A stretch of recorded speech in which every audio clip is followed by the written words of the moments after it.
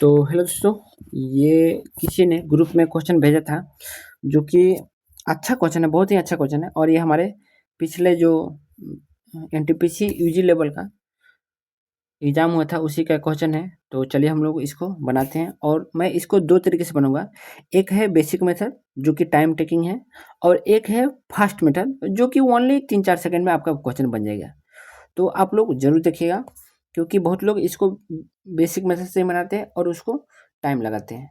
तो हम लोग फास्ट बनाएंगे। देखिए पहले को रहा है कि 54% का लाभ हो रहा है, और बाद में जब उसमें क्रय मूल्य में 75 की वृद्धि हुई और विक्रय मूल्य में 66 की कमी हुई तो उसका 40.8% का ही फायदा हो रहा है। ठीक है, तो पहले अगर हम बात करें बेसिक से, तो ओल्ड की बात करते हैं। तो ओल्ड में सीपी अगर हम मान लेते हैं 100x, ठीक, तो एसपी हमारा क्या हो जाएगा, 54% का लाभ है यानी 154x। अब बोला है न्यू की बात।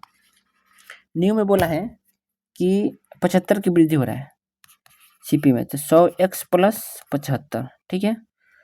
तो सीपी में कितना हो जाएगा, एसपी में तो 154x, उसमें कमी हुआ है ना, -66 की कमी, ठीक है। तब कमी हुआ है तो आपको पता है।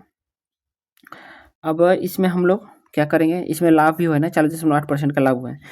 तो प्रश्नानुसार हम क्या करेंगे कि 100x प्लस 75, अब इसमें लाभ हुआ है तो हम लोग 140.8/100 करेंगे। अगर यही हानि होता है तो 100 में से हम लोग 40.8 घटाते हैं, लेकिन यहाँ पे लाभ हुआ है तो 100 प्लस 40.8 करेंगे।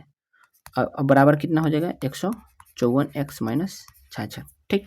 ये आप लोग समझ रहे होंगे क्योंकि ये सब बेसिक है। अब मैं इसको गुणा करता हूँ पहले मैं, तो 100x गुने इसको पहले गुणा करते हैं 140.8/100, बारी बारी से करते हैं, प्लस 75 गुने 140.8/100 बराबर 154x माइनस 66 है। अब मैं यहाँ से काट दूँ, 100 से 100 को गया, और ये 25 से 3 मर्त में, ये 4 मर्त में, 4 से मैं इसको काटूँ तो यह आ गया आपका 3, 35.2 कट गया 35.2 मर्त में, और मैं इसको काट दूँ तो अब मैं इसको गुणा करता हूँ, 35 दिया, इसको पहले गुणा करते हैं तो 140.8x, और मैं 154 पहले इसको करता हूँ, 35 दिया प्लस 35 दिया 105, और यानी 105.6 बराबर हो जाएगा 154x माइनस 66। अब मैं एक दूसरे को करते हैं तो 154 में से 140, यानी इसको इधर लाते हैं और इसको इधर करते हैं तो इधर जाएगा तो घटेगा, तो यानी कितना हो जाएगा, 154 में से 144 घटेगा तो 13.2x हो जाएगा, बराबर ये दोनों जुटेंगे क्योंकि ये माइनस में तो इधर आके जुड़ेगा, कितना हो जाएगा 171.6। तो आपका x का मान क्या हो जाएगा, 171.6 बटा 13.2 बराबर कितना हो गया, 13 मत में कट जाएगा, x का मान 13 आ गया, तो हम लोग का 100x का मान निकालना है। तो 100 गुने 13 आपका हो गया 1300, ठीक है। तो ये आपका 1300 आंसर आ गया। लेकिन इस तरह बनाएंगे तो आपको टाइम लगेगा, हम लोग इसको फास्ट बनाते हैं। कैसे बनेगा फास्ट, ठीक है।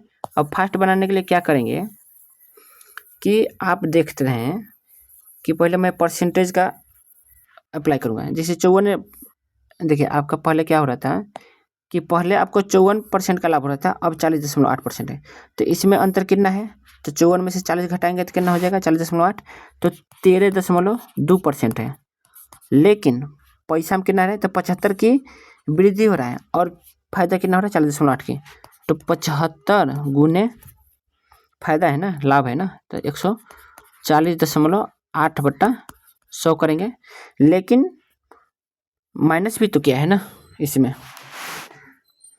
66 की कमी किया है विक्रय मूल्य में, लेकिन 66 की कमी किया है, लेकिन कमी किया है तो और लाभ हुआ है ना, कमी करके भी फायदा कमा रहा है। तो इसमें क्या होता है, प्लस होता है, ठीक है।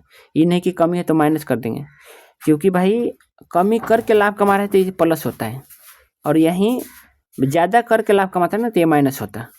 ठीक है, लेकिन यहाँ पे कमी करके लाभ कमाए तो इधर हो गया। अब इसको डायरेक्ट हम लोग 13.2% का मान निकालेंगे हमारा, तो कितना हो गया, इसको करेंगे तो ये 3 से, ये 4 से मैंने काटा था पहले ही, 35.2 में काटा था। अब ये हो गया कितना, 105 66, 105 और 2 यानी 105.6 प्लस 66, 13.2% का मान आया था हम लोग का कितना, 171.6 आया था, यानी परसेंटेज का मान हो गया 13.2 से हम लोग काटे थे तो 13 आया था, यानी परसेंटेज का 1% का मान हो गया 13, तो 100% का मान क्या हो जाएगा 1300। तो ये आपका आंसर आ जाएगा। आप लोग इस तरह बना सकते हैं, ठीक है। तो ये 140.8 मैंने क्यों किया था, क्योंकि यहाँ पे लाभ हो रहा था। और ये मैंने 75 में क्यों किया, टोटल में क्यों नहीं, क्योंकि हम लोग जो भी परसेंटेज लाभ लेते हैं वो केवल हम लोग क्रय मूल्य में लेते हैं, ठीक है। और क्रय मूल्य में 75 का वृद्धि हुआ है, ये तो आपका विक्रय मूल्य की कमी था, ठीक है। लेकिन हम लोग लाभ लेते हैं केवल क्रय मूल्य में लेते हैं, तो इसलिए मैंने 75 में जाके, ना कि मैंने 75 प्लस 66 में जाके 40.8 किया, ठीक है। तो ये बात आप लोग समझ रहे होंगे। तो चलिए, आप लोग का क्वेश्चन बन गया हो। अगर आपको अच्छा लगा हो तो लाइक करना, सब्सक्राइब करना, और इसीलिए मैंने ये इसको एग्जाम हैकर के नाम से रखा है, ठीक है। Thank you.